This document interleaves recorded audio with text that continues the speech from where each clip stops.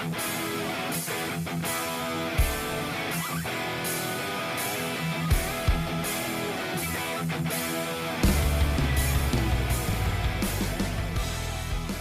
back into the Red Zone podcast. My name is Colten Bartholomew, UW football beat reporter here for the Wisconsin State Journal. And we have a very special episode for you guys today. We have our first player interview here on the show. Or I guess I should say first since I took over in, September of 2019. So first one in a long time. We have Jake Ferguson, tight end for the Badgers, on the show. Jim and I got about 20 minutes with Jake, and it was great. I'm excited for you guys to hear it. Lots of good stuff about the tight end room, the energy of spring practices right now, what he's focusing on as a veteran player. Some good stories about Mickey Turner, the tight ends coach, and then obviously very little bit at the end about his grandfather, Barry Alvarez, retiring and just what he might be doing once retirement hits late in June there. So after the Jake Ferguson interview, we went into a mailbag. We took the questions from you guys on Twitter and on Facebook. Thank you very much for sending those in. And Jim and I answered those. We talk about the basketball team looking to get some transfers, football team possibly getting a transfer to, what the offensive line looks like, outside linebackers, a lot of different positions on the football team, and then the Brad Davidson news about him coming back as well. So lots of stuff to get into in this podcast, and we're going to do that right after this. All right, we are back with our first player guest ever. We have Jake Ferguson, tight end for the Wisconsin Badgers. Jake, thanks for jumping on the show, man. Hey, thanks for having me. I'm real excited to be here. Excited to be the first player guest. I think that's awesome. I'm fired up. Yeah, absolutely, man. So I want to start with some business stuff here first, because I'm not going to lie to you, Jake. I was very surprised when I saw that tweet from you. It was I think it was early January, where you said you were coming back to Wisconsin this year. You had the opportunity to go to the NFL. What was it about Wisconsin and where you're at in your career that made you say you wanted to come back? Yeah, I mean, I got that a lot. Definitely right after that announcement. But I mean, I think it came down to just not being finished yet. I mean, I grew up in Madison. I grew up a Badger. I mean, I was a part of the tradition. And I think after that last year, 2020 being, I mean, everything that it was, just a cruddy year. But yeah, I just felt like I wasn't finished yet. And I mean, there's something special with coming in and leaving with the guys that you came in with that same class. So just talking to some of the O-linemen that I came in with, Beach, Bruss, Seltzner, those guys, we thought we had something really special, and we know that we can do something special. So I think I really wanted to see what we were capable of, and I knew that I could do it. And I said, why not? Why not this year? I mean, might as well go out with a bang. Can't end on 2020. So I think it was just the right decision for me, the team, and my family. I'm just not ready for her, I guess, me to leave Badger football quite yet. So Jake, how'd you share the news with your coaches and teammates? I'm curious, was there anything formal? Was it low key? And was there, our reaction was surprise. Were they surprised? Well, I mean, I kind of knew, even after like the Mayo Bowl, guys would be like walking around, and I mean, just something we do after our last game of those seniors, like, hey, it was an honor playing with you. I mean, like some guys would come up to me and be like, hey, it was an honor. No, man, I'm coming back. I don't know what you're talking about. And they're like, oh yeah, all right, good. And I'm like, yeah. So I kind of knew. So I mean, most of it came out back like early around then. I mean, thanks to those guys for not saying anything, but still, I mean, yeah, it was more of just letting everybody else know. But I told those guys, I'm not over yet. We're going to work. Let's go. So. Yeah, that's fair. You were pretty close to the vest with it throughout the season, though, because I know you got asked a couple of times, especially leading up to the bowl. And you mentioned talking to like Beach and Bruss and some of the other guys that were in your class.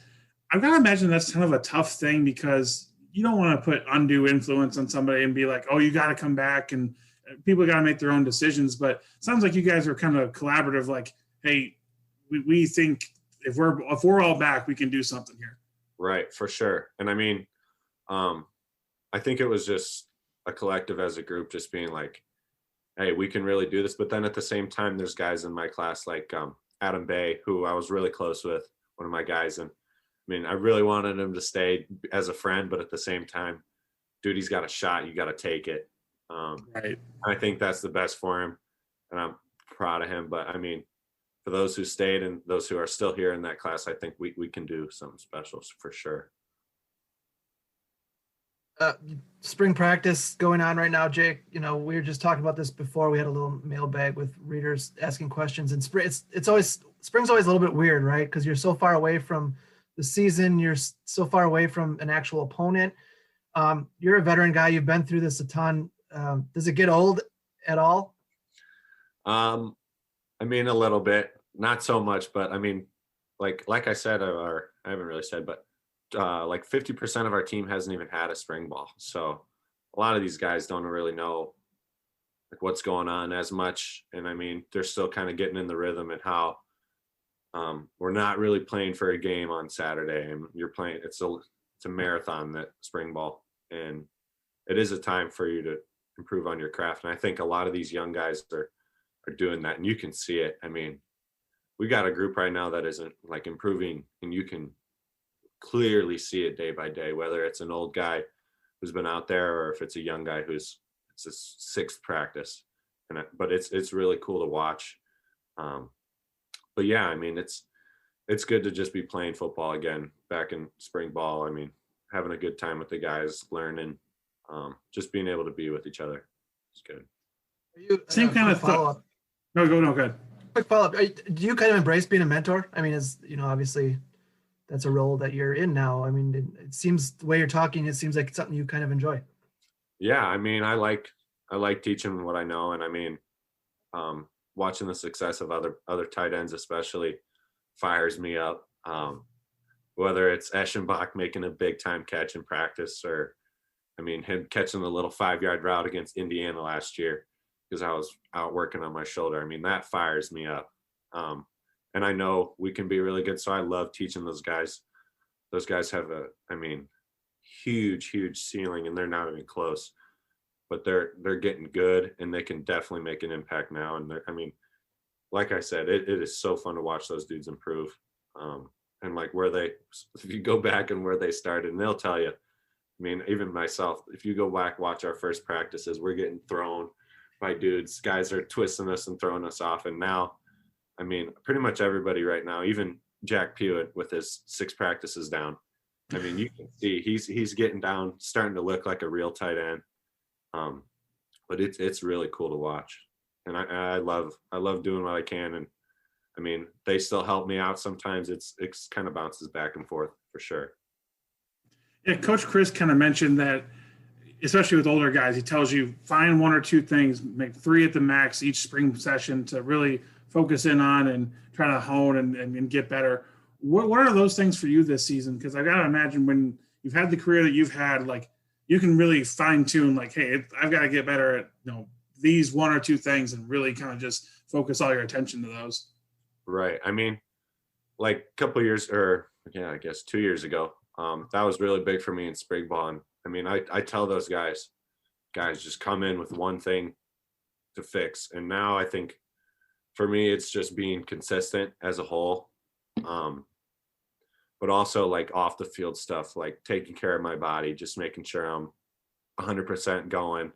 I mean, and like that, I think I have gotten a lot better at that, whether I'm sitting in ice cold for 7 minutes to my shoulders and just my hands out.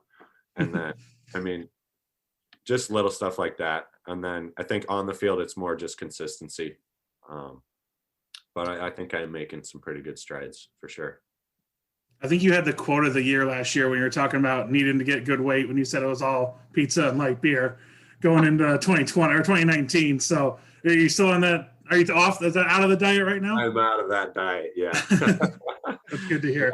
That diet probably lasted about a week before Coach Turner got mad at me. But yeah, I'm probably about like 245 of, I mean, to be a tight end, you got to eat a little dirty sometimes. Sure. But yeah, I'm not on the beer and pizza anymore.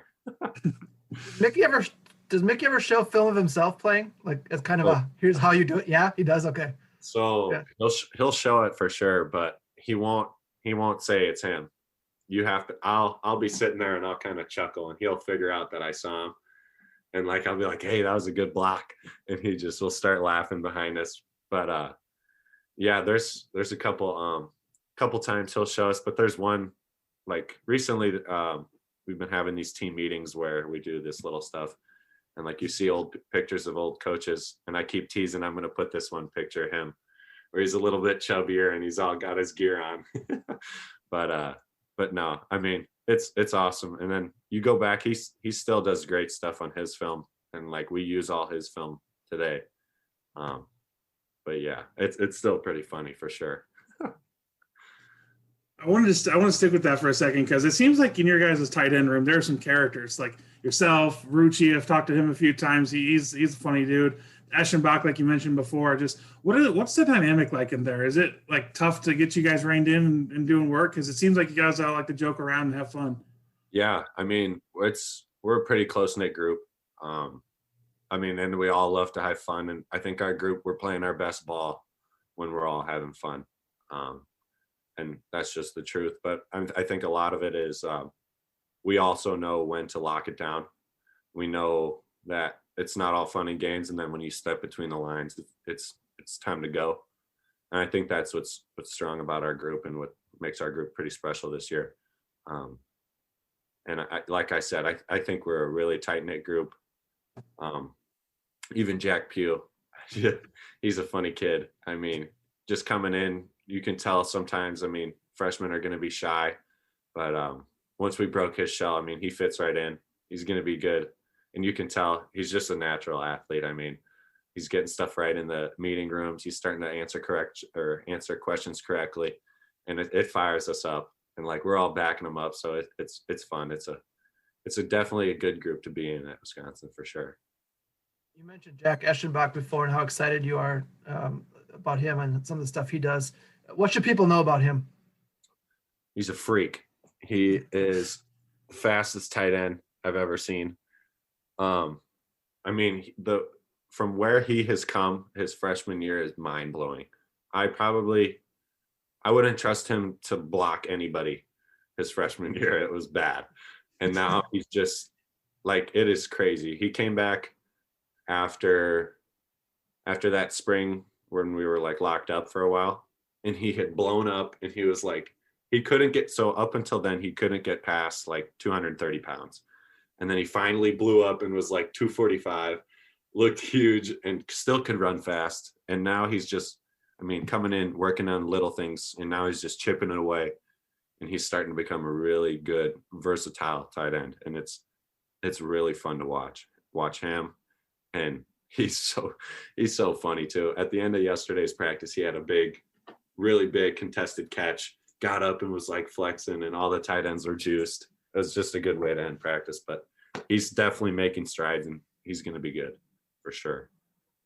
I gotta tell you, Jake, when I watch practice, I forget. I can't tell sometimes if I don't look very clearly at the number if it's you or him.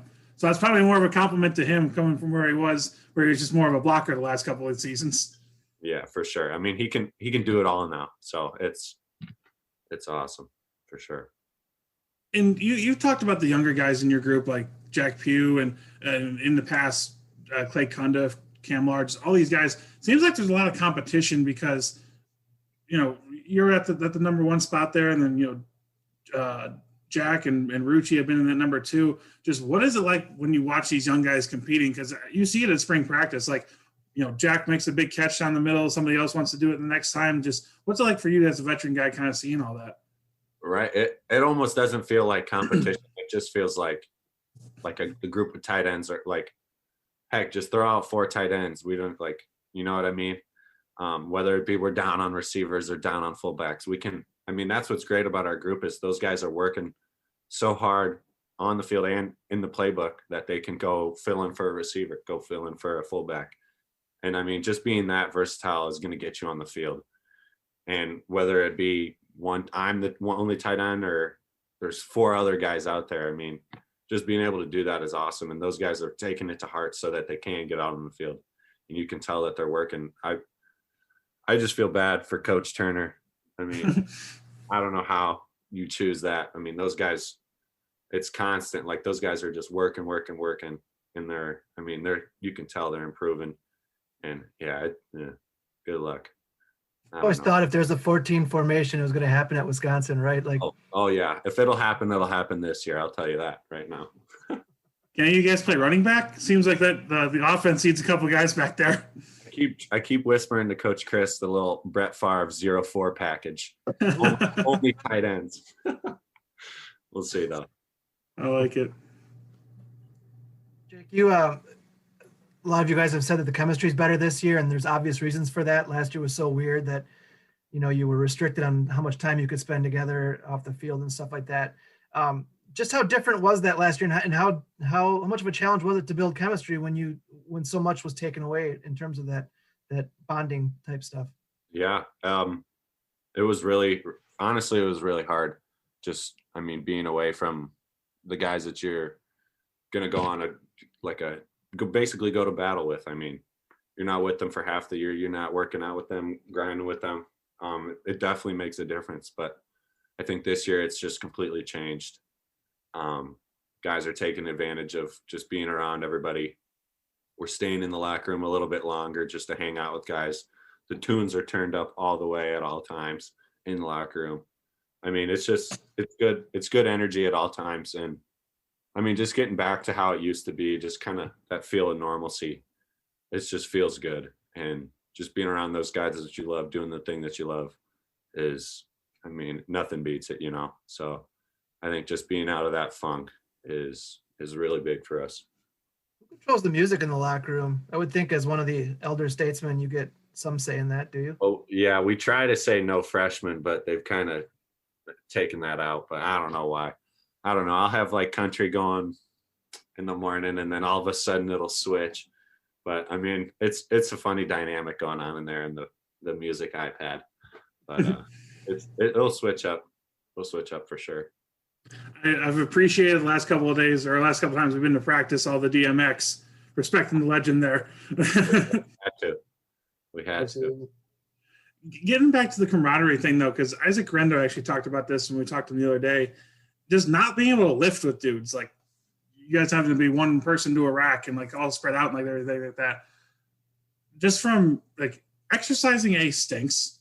And then I'm sure that the amount of weightlifting you guys have to do, and as difficult as it is, not having that partner there, not having that encouragement, I've got to imagine it was tough to hit the numbers you guys wanted to. Yeah, you can't even if you hit a big number, you're getting up like, okay. But yeah, it was rough. Not being able, like I said, it eats at you. It almost kind of like drains you a little bit more. But I think this off season we made it work with what we had. Just had to juice it up a little bit more. Had to get some guys screaming a little bit more. But yeah, that's what was good about this off season. We were like, whatever happens, man, we're just gonna adapt and evolve, just make it work. So I think that was powerful too, and that helped a ton. Jake, you and Graham Mertz clearly had a really good connection last year. How does that process even work? Like, how do you develop chemistry with a quarterback, especially the way last season played out, where Jack Cohn got hurt and then Graham comes in as the starter? I'm just curious about the process there. Yeah, I think it just starts with practice. So like this spring, first practice, Graham and I, off the field we click. We're buddies, and then on the field, like the first two balls or so, I had a wrong route, or I didn't hit my route how I wanted to. Came back to Graham and was like, all right, that's on me. Like, it'll be, next route will be perfect how I want it. And then same thing happens. He'll loft one. Maybe it'll go over my head or something. I'll knock it down, hit it with one hand or whatever. He'll be like, all right, that's on me. And that's it. Then we're clicking from there. And I think that's just who he is. That's just who I kind of am. Just making it right so the other person has it a little bit easier. And I think that's just what made our connection that strong. And I think that's why we're just keep on building on it, keep on making it stronger. Just the trust between us is definitely strong. Jake, I find it really interesting just thinking about the position Graham's in, because I think there's a segment of the fan base that's unfair with what they expect from Graham. Like they expect him to be perfect. And of course, his first start, he goes out and he almost is perfect. And you're a guy that kind of went through that yourself. I mean, coming in here with your family and everything, a lot of eyes were on you. And just how do you think he handles all that stuff? Because it seems like he's always got a good attitude. Guys have talked about it. He's always going around the locker room. Just do you think he's able to kind of separate, maybe that segment of the fan base from, the majority that just wants him to be good? Yeah, I don't know how he did it. I mean, I couldn't imagine being an 18-year-old going into college, having pretty much almost the entire fan base saying, hey, you got to win the Heisman. Yeah, right. Even some of them saying, you got to do it this year. Like, all right, like, come on, the dude's still a kid. But I think he's handled it really well. And I think he's had a good group of guys with him that have been able to pick him up if he was down. But yeah, I think he's handled it really well. And he's done about the best anybody could do with all that pressure on his back. But I think it also fuels him. I mean, he's just that kind of kid that, all right, let's go. Then I'm going to win the Heisman. You know what I mean? Like, go get it, Graham. And he's the kid that can do it. So I think he's done a great job handling it, but also he uses that as fuel for sure. And you can kind of see it a little bit. Gotcha. Going off script. Right. I'm going off script here quick, but I just noticed this, Jake, is that your sweatshirt that you're wearing right now could have come straight out of Paul Chris' closet. I actually took this out of the Don's closet. Oh, okay. Wow. Via the Adidas right there. Yeah. Oh yeah, I didn't even notice that. Wow. I have one of his old throwback windbreakers that I stole. I think it was I shouldn't. Apex. I have it. Like, yeah. Back in the day, they did Apex stuff, and yeah, Reebok. There was. Do you guys give Paul Chris? I mean, did you give Coach Chris any grief about his basic clothing, for lack of a better word? That's his swag. You gotta let him be. I've got a couple sweatshirts like that. It just says Badgers with nothing else. Oh. But yeah, that's his swag. You gotta let it happen. That's who he is. That makes sense. All right, you mentioned the Don. We're going to ask you one question because of what happened last week with him retiring. I liked your tweet saying, telling him to go relax and grab a gin and tonic. Jim and I have talked about this, offline. What is Barry Alvarez going to do in retirement? Because it seems like he loves working. He loves doing what he's been doing. Just what do you think he's going to do now that he's going to retire? He'll get his work in somehow for sure. Whether it's on the golf field or the golf course or texting me or something. But I mean, he's always working. He loves it. Or he obviously will be chilling in Naples with a gin and tonic. So, I mean, he definitely earned it. He definitely earned his time off. But yeah, I mean, it is definitely going to be weird for sure. Makes sense, man. All right, Jake, one last question for you. Just when you look at what you guys have this season and what you guys are building right now in spring ball, just what level of excitement are you at for this group and this 2021 season?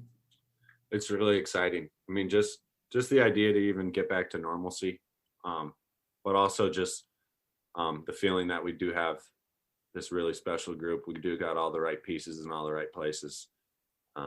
It's exciting. But, I mean, at the same time, it's spring ball. We just got to take it day by day, keep stacking the days.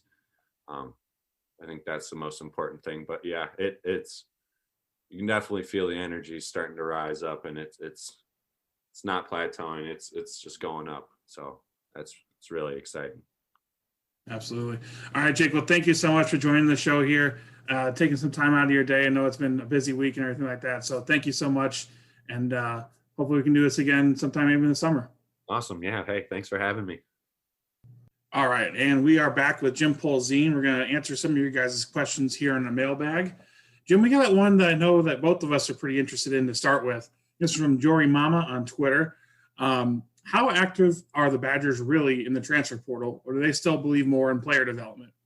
And I think this is important, or an interesting question for both programs that we cover pretty exclusively here. I'll start with football.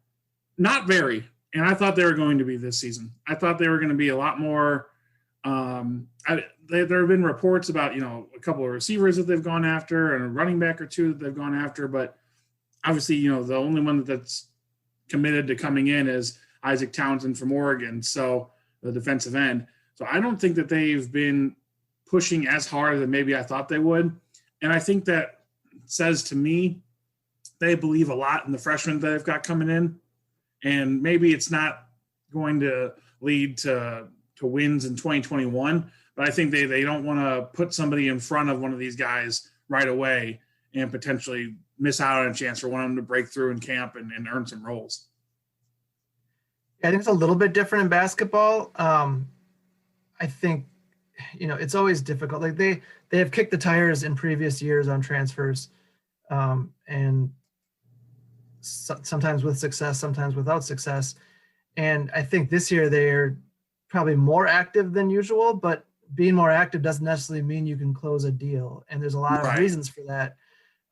It takes two to tango there. It requires the other person to say yes. And I think they've been pretty far down the road with a couple players, and those players have chose to go elsewhere for various reasons. I think sometimes too, you'll see this there, Wisconsin's name gets attached to someone, and it's always difficult, at least from my perspective, to figure out what's real and what's not. Sure. If they make a call or send an email, that I suppose means that they're interested in someone, but that doesn't necessarily mean that they're offering someone or that they really, really want. I mean, a lot of times they're just like I said before, they're kicking the tires and they're seeing, is the kid even open to coming to Wisconsin? What's the academic transcript look like? I think people forget that that's a huge part of this process, especially at Wisconsin, is you need to have someone that, you can get into school and get into the program. And then, it's you're looking for a right fit too. And I think I spelled out in that story after the season that, there are basically, as I see it, and, Greg Gard has not said this, but as someone who covers a team sees it, there's three pretty big needs. Experience in the backcourt, a scorer / playmaker type to complement Jonathan Davis, and, some experience in the front court, especially, at center where they're really young and not very deep. Right. I don't know what I expected coming into the off season in terms of if they would check 1 box, 2 box, 3 boxes, 0 boxes. It's just so hard to predict it every year. And here we are, 3 weeks into the off season and they haven't gotten anybody. I think there's still time. I think it's a fluid situation, and I wouldn't rule out the fact that they're going to add somebody yet, but it's such a complicated process. And I know fans look at other schools adding transfers every day and wonder why Wisconsin can't do that. I would just say they're a little more thorough probably than most schools in terms of what they look for and what they ultimately can get. And then, like I said, it takes the other guy saying yes. Yeah, I think that's a big part of it. The culture hasn't been established yet here in Wisconsin that, this is a place that guys that transfer in have had success before. And maybe Micah Potter is a good start for that. Maybe that's going to be something that the basketball program can build off of. I mean, football, you look at Colin Wilder, he looks like he's going to be a guy that starts at safety this year, but, that's 3 years after his transfer. Some guys might not have that patience and have that desire to work your way up like that. And I think too, and Jim and I are recording this Wednesday afternoon, it looks like the one-time transfer is getting passed as early as tomorrow, right? So maybe that changes the attitude Wisconsin has to transfers as a whole, just the openness that's going to be starting, not tomorrow, but in the next few months here when this rule gets officially, passed and enacted.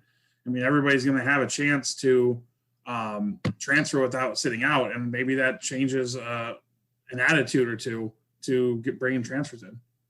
I do think Greg Gard's more open to it, at least based on my conversation with him 3 weeks ago or so, that he seemed more open to it. He understands that this is not going away, that the transfer portal is here to stay, and it's going to become a big part of roster building, and I think he's open to that. But I don't think he's ever going to turn his back on fit and culture and all that. And then I think the other thing that complicates this year, on one hand, this is probably the year where they have more need for it than ever, of adding a couple of guys that will help a young roster next year.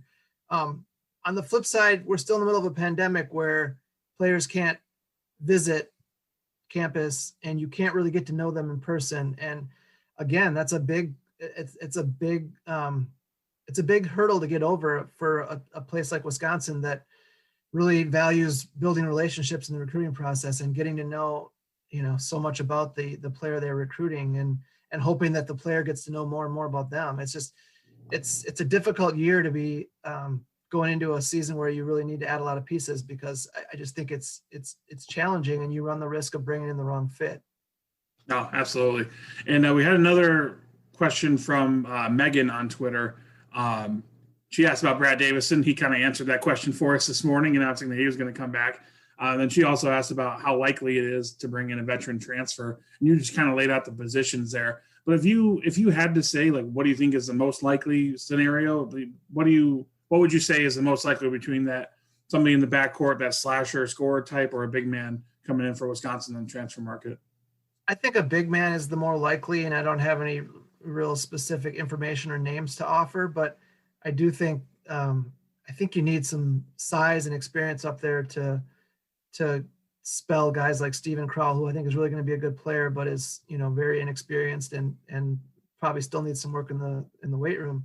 And Ben Carlson too. Like you don't really have a lot at the 5 spot right now in terms of experience or depth, and so I think that's probably the major need. I think Brad Davidson coming back to some degree checks off a couple boxes all in once. He can play point guard, which you need experience there. So I think he's a guy that can spell the young point guards. He does give you some scoring, and I think he'll be able to complement Johnny Davis a little bit.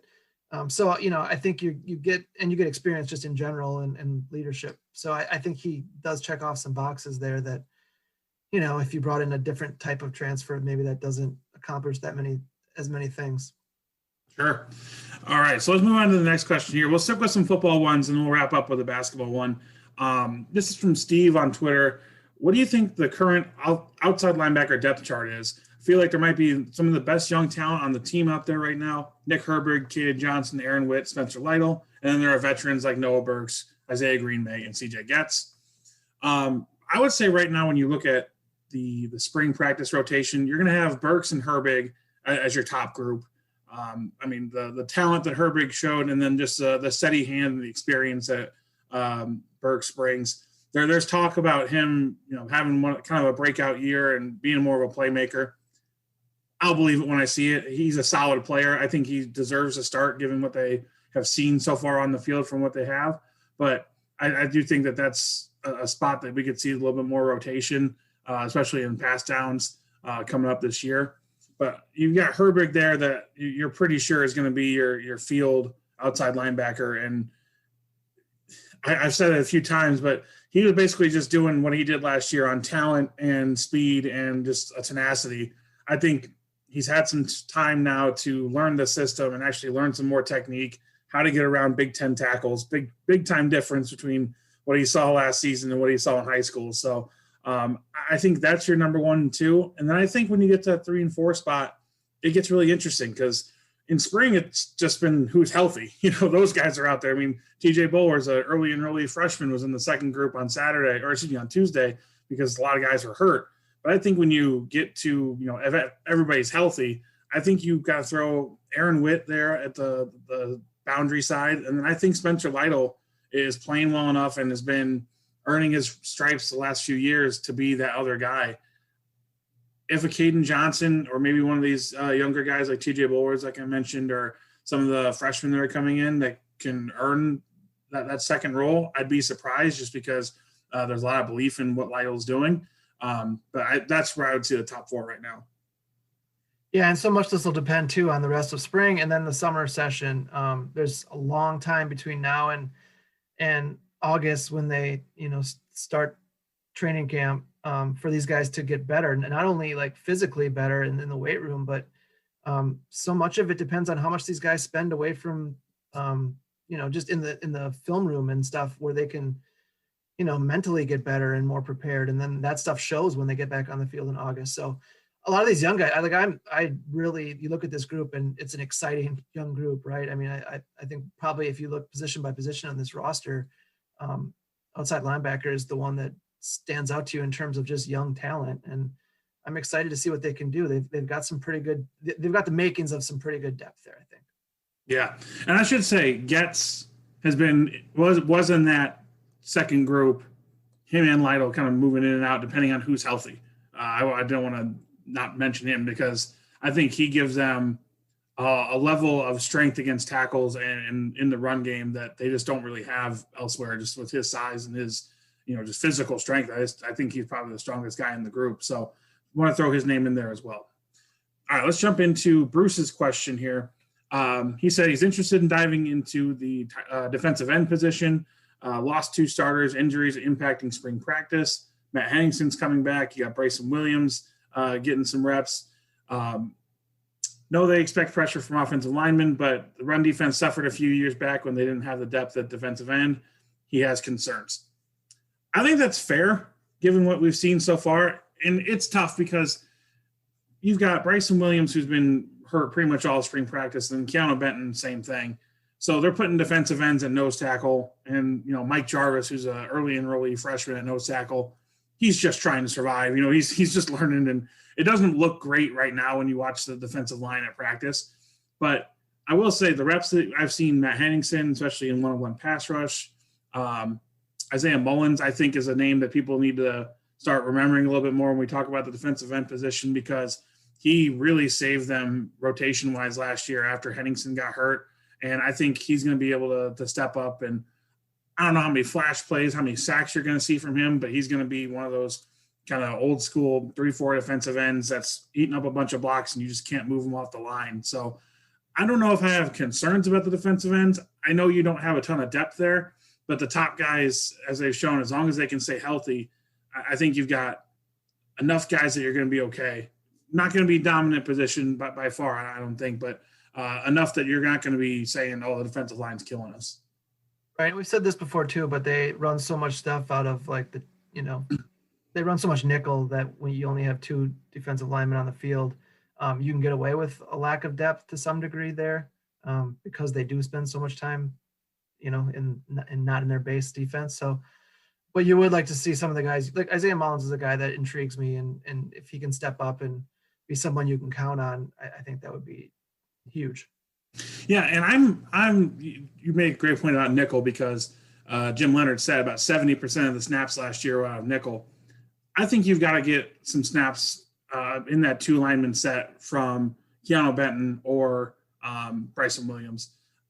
Not that it's going to be the greatest matchup, but I just think that to have a guy that's as physically imposing and as special athletically as Keanu Benton, and then say we're only going to play him a third of the snaps, that just doesn't really quite jive. And I know he's got to learn how to do it. And I asked Jim Leonard about it last year, and he mentioned about all the techniques he's got to learn. And nose tackle, you can play with a lot more just brute force and power, and you've got to be a little bit more tactful with what you do.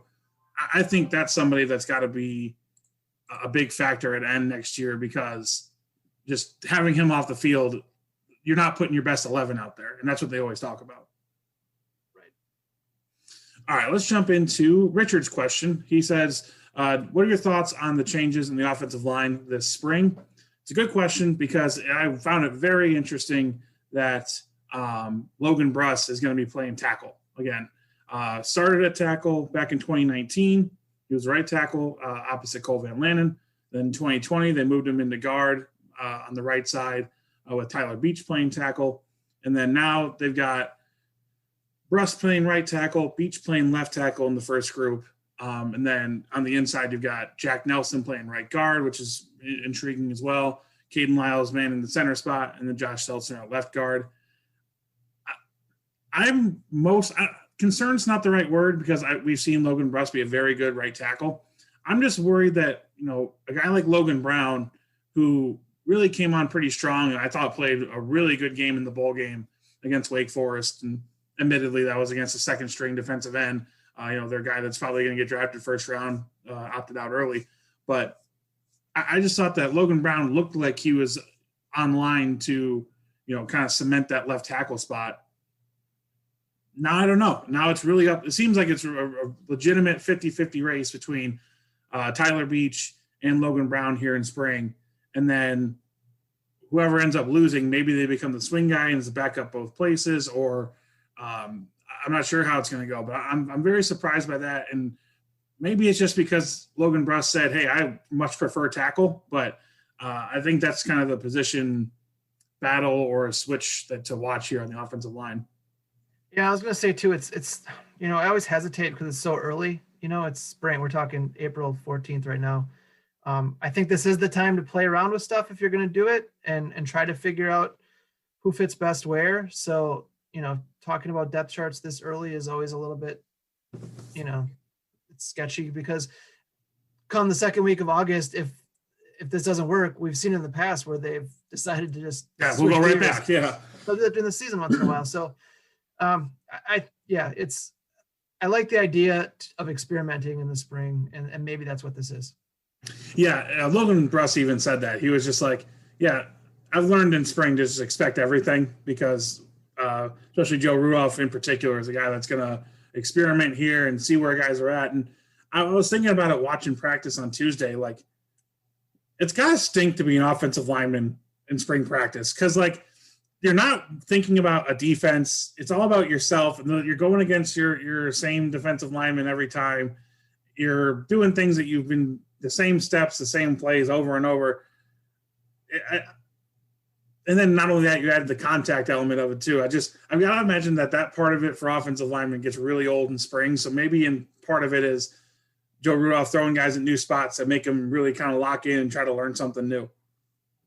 Yeah, I thought that not just for offensive line, but really every position. Like spring it's necessary and it helps in the long run, but for a player, I imagine with no carrot really dangling immediately in front of you. I mean, there's a carrot a long distance away, right? And it's helping you, and these are important practices. But like you said, with no opponent there to get ready for, it just cannot be easy. Yeah, it's strange, and you can tell that they're trying to manufacture some energy and trying to get things going, especially during the team sessions, and that's good. And I think that's something that we talked about on the podcast a few times last season. There seemed to be plays and series and things like that from this team that they're kind of dead. So maybe they recognize that and are trying to fix that. But when you look at this offensive line as a whole, there's just so much talent there. So many young guys that are 4 and 5 stars and are starting to prove themselves. I mean, Trey Wettig is getting the second team reps at right tackle, and he's looking pretty solid there. Riley Mallman with a couple injuries, Logan Brown was out on Tuesday, so he was playing second team left tackle. And then you've got Nolan Rucci, top 15, top 20 recruit in the country coming in the fall. It's going to be an interesting battle, but I think we're going to learn a lot more about what Rudolph and the coaching staff thinks of where these guys should play when we start seeing first team reps in the fall as opposed to right now. I agree with that. Yeah, for sure. All right, last one on the football here. This one's from John on Facebook. Will Graham Mertz continue to have to run over to the sideline before every snap? We never got an explanation on why that persisted throughout the end of last year. Can we please tell me, or can we please hide our signals so that the dude doesn't have to run a marathon by the end of every game? Fair request. I would imagine that's going to happen. I think there's a two-part explanation here. I think one, when you had the new play caller situation with Joe Rudolph last season, and the fact that the team was struggling as much as it was, so there's step one. But then two, if your calls and your signals are out there, slow the game down, try to eliminate that factor as much as you can, and maybe I would love to just get some truth serum and Joe Rudolph and figure out the real answer here. Maybe it was just a situation to try to stall the game out because they knew the offense was struggling so bad. They had to make sure the defense got rest because they weren't going to put up enough points to really put a team away or anything like that down the stretch. Yeah, I mean, I agree that the optics of it just looks bad, right? This is college football. This isn't a high school team. And I wish we would have gotten a better explanation. I'm fully on board with John on this one. Same. It just was kind of weird. I don't know what better word to use to describe it. It was definitely not the way it's always been done. And I just thought it was, from an optics standpoint, just kind of strange, bizarre. Yeah, no, for sure. Actually, I lied. We have one more on football. Over under, this is from Andy on Twitter. Over under 1,300 yards for Brady Schipper at running back this season. If you don't get the joke, which I saw a couple replies to the tweet saying that they did not get the joke, Brady Schipper has been basically the only healthy running back throughout spring practices so far. Jalen Berger, Julius Davis, Isaac Garendo, all these guys have been in and out of the lineup. Brady Schipper has been getting a lot of carries. And I got to say, looks pretty good for a guy that was playing safety last year. Yeah. I mean, it's going to be under 1,300 yards. I mean, if he gets 13 carries, some things have gone wrong. But, I mean, if you look at the lineup right now, he would be the guy that you trust most behind Jalen Berger if he's healthy. So kind of one of those weird spring developments. And I can tell the Badgers coaches are like, boy, we need some running backs so we can actually do the things we want to do here in spring. I was going to say, there's been at least one other year I can remember like this. I don't remember what exact year, but I remember they were really, really low at tailback. And, you know, it makes it hard to do much of anything, right? I mean, that's kind of one of the problems with spring practice is that sometimes you have guys coming off injuries, and especially if one position gets hit, you're in a world of hurt, pun intended. Yeah, combined with graduations and guys maybe not early enrolling at that spot, you're just down to a few people. It was crazy. So, all right. Couple of basketball ones as we wrap up the show here. This is from Ron on Twitter. Does Badgers basketball plan to hire a full-time strength and conditioning coach? Yes. Yes, they do. Ron's question is valid, though, because they have not posted that position, and I thought they would have. And I don't really have a reason for why they haven't. I can speculate that they have a lot else on their plate right now, and they haven't crossed that bridge yet. But it's mid-April, and spring or the summer session starts in about 2 months. So I would think they'd want to get that done soon. It also could mean that they have someone in mind, and the process is not going to take long beyond the official time they have to post it. Yeah, especially if it's that candidate's internal, maybe somebody that they've seen around before. That can speed up the timeline there for them. Yeah, and they also did start the interview process last year and had at least one external candidate in. So I don't know that, I don't know what happened there. If that was someone they liked that, that they would consider interviewing again. I don't know, but it would seem to indicate to me that they don't think this process is going to take real long. Yeah, absolutely. All right. So last one from the mailbag here, JMW1235 asks, what is your projected starting five for Wisconsin basketball next season? Jim just shook his head. JMW1235, he's not a fan of your question. I appreciate the question, and I was going to respond directly on Twitter that he's not going to like my answer. I'm no closer to projecting a lineup than I was 3 weeks ago when I wrote the story kind of looking ahead to next season. I think we talked about it a little bit on the podcast. Yeah. I just think, what I say today could change by Friday. Like if they land a graduate transfer that can come in and start immediately, I really hesitate to do this until the roster is set. And I don't believe necessarily that the roster is set. In 2 months, I can have a better answer to this question. I mean, I think you can put Brad Davidson in there, right? You can put Jonathan Davis and Tyler Wall. So there's 3 of your 5, but without knowing whether they're going to add a veteran guard, without knowing whether they're going to add a veteran center, I just think it's premature to take a crack at, a projected starting 5. And let me also throw out this caveat. The starting 5 doesn't matter, right? I mean, like the rotation matters. Who ends the game matters. Who starts it doesn't really matter all that much. I'm with you. I'm going to throw Steven Crowell in that kind of pencil in. And I'm saying that strictly because of who's on the roster now. Like you said, they land a graduate transfer big man or a transfer big man or something that maybe changes that. But I think if you're just looking at who's on paper on the roster right now, I think Crowell's your starting 5. I agree with that. April 14th, I would totally agree with that. And then I think the question becomes, does Chucky Hepburn come in and start immediately at point guard? Sure. Lauren Bowman is kind of the a little bit of an X factor. We don't know where he is in his development after being away most of the year. Point guard could be, Brad Davison has played there. Jonathan Davis could play a little bit there, I think, in a pinch. So do they go with kind of a different type of point guard, and then does Ben Carlson find a way into the lineup? It's just, there's so much to be determined by this summer and what happens early in camp next year. It's just, there's so much time between now and whenever they start the season. Yeah, no, I totally agree. Last one. This is from me. There's no one answering or asking this question, but Jim got announced this week that he is going to be the new columnist here at the State Journal. How's it feel, Jim? It's great. I'm excited. It's a new challenge for me, and I'm looking forward to it. It's gonna be a little something different, a little bit outside my comfort zone, but I think it's time in my career to do that. And I was just, as we were going through that last answer, I was going to say that all these basketball questions are not really going to be my problem once we hire a replacement for me, but I will still be, I think once it gets closer to that, my actual starting date, which is going to be in, late May, early June, we'll have a better idea of kind of what I'm going to be doing and stuff. But I will say that you're still going to see me write about UW men's basketball and UW football. That'll be a very big part of my job, because that's going to be our number one priority, at this paper. So I will still be around a lot. Yeah, I'm excited. I gotta say, when OT said he retired, I was like, oh God, I hope Jim does this. Just because I don't like having to meet new people and getting to know new people. Yeah. Now it's just selfishly, it's a lot easier for me, Jim, and that's what I'm looking forward to. Just wait till my ego explodes, Colton. It might be a completely different person.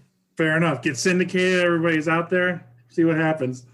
All right. For Jim Polzin, I'm Colton Bartholomew. Thank you guys very much for listening.